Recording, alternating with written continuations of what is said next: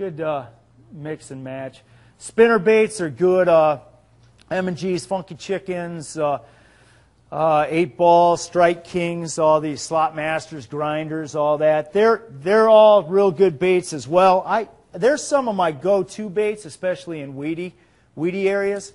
And when I cast out and bring those in, I make sure, just like in pike, I rip it and drop it back to them. Rip it and drop it back. Rip it, bring it into the weeds, rip it up and drop it back at them. And sometimes when nothing else is going and they're sitting in those weeds just in a neutral mood, sometimes when you drop that bait right back, they may come out and you drop that in their face and they just snap at it for some reason. So I like spinner baits. It's not too slow of a presentation either. You can cover some water with it, and you certainly can work the weeds. It's a great bait for a great tool for weeds. Then let's get into the fun stuff. Jerk baits, 2 kinds: divers and gliders. Divers such as your Suicks, Bobbies, Berts, Big Daddy G's, Widowmakers. These kind are some examples. They are usually up and down. And they drive nuts. Old folklore about the Suick, I don't know if it was one of the very, very first ones, but it was way back when. A guy, Frank Zuick, on Pelican Lake, they said that the Home Association tried to ban the lure from the lake. They were catching so many muskies on it. So I don't know about that, but either way, generally the Suicks and the Bobbies, they can all have different buoyancies. They can all target different areas, but the action is generally just a pull bait. Sometimes the more weight and the more they suspend, sometimes you just got to tap them and they'll just flip down, come up. They're great for working in the weeds. I've got some of the stuff, unweighted stuff, you can throw up in where you got weeds up to 6 inches and just pull it right down in the weeds and it pops right up. And what happens is with those the baits, this would be a Big Daddy G, this would be a Widowmaker, but they'll come down in the weeds and then pop out. In the weeds, pop out. And sometimes you can crank these with the ones with the tail, sometimes do a little wobble as well. So if you're fishing in an area and your fishing partner's going too fast or you're drifting fast, it's easy to pick up line without getting slack. So when you do have a hit, you don't have slack in your line. So these are great for covering water, triggering strikes. They're just good all around. The fish hate them. And then you get to the fun stuff, the gliders. Squircos, jerkos, reef hogs, cob baits, burt baits, manas. Not so much the burts, manas. This would be a big mana bait. This would be a cobs. I got my first 52.5 casting back in 1998 on that. That one, I told the wife I wouldn't ever get married until I got a 50-incher. I don't know if she's happy that I caught it or not. So, it's an old reef hog. It's got a weight system in it. It's called a JB weight system you can buy. So if you want to target deep rock piles, you can add some weight and work it deep. Some of these different baits, some of them are very, very uniform. And it's pretty much the same thing. It's just a pop, pop. Some of them you have to rap to get that thing to spin off like that. And other of them, like the mana, is very easy to use. You just drop your rod tip and it's shoo, shoo. Now the reef hogs, these things, if you want something uniform, these things drive me nuts, but they drive the fish nuts too. Sometimes they'll go like this and then they go down, down, and you're like, where are you going?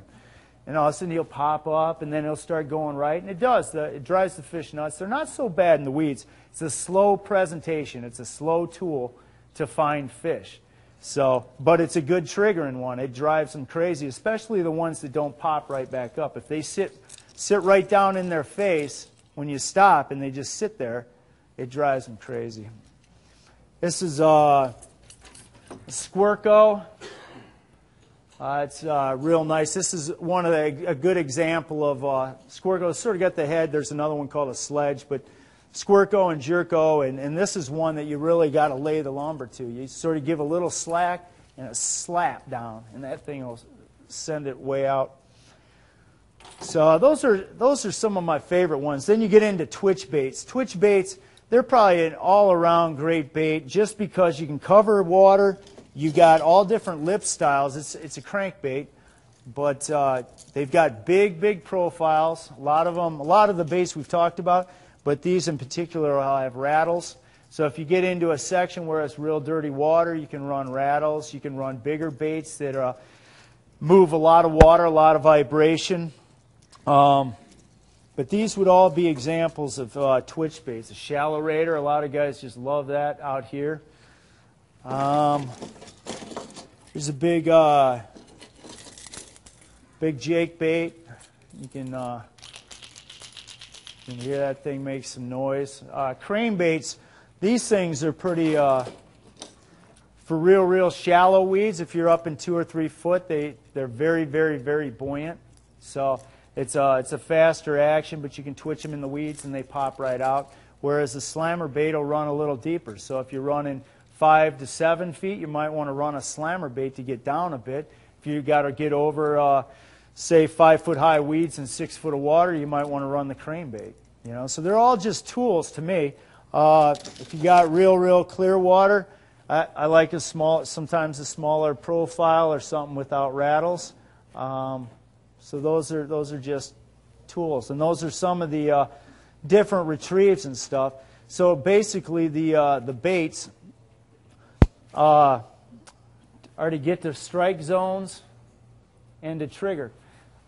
Just a couple other true crankbaits would be like your depth raiders, triple Ds, your other stuff, your MX6s. That could be a twitch bait. Over here, any of your typical trolling stuff would be probably considered a regular crankbait. So, and those have their time and place as well, especially open water. You can cover water with them. You can rip them. Sometimes they want the broke back on them, gives it an illusion. Top water is probably my favorite stuff. You've got pretty much 3 kinds. One's a walk the dog style, and that's just like your glider jerkbait, except it's up on the surface. And a couple of quick examples of that would be your that's a one-eyed Willie, and that one's a jackpot. And that is pretty much a snap. Same thing. You just got to figure out what kind of rhythm you need to get it to go.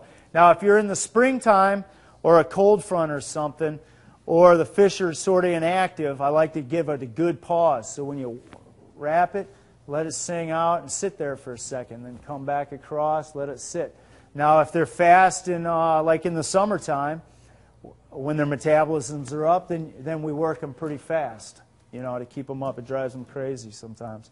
Then your prop style would be your depth raiders and tallywhackers, globes. This is another one, BS Willie globe. Lure used to do a globe.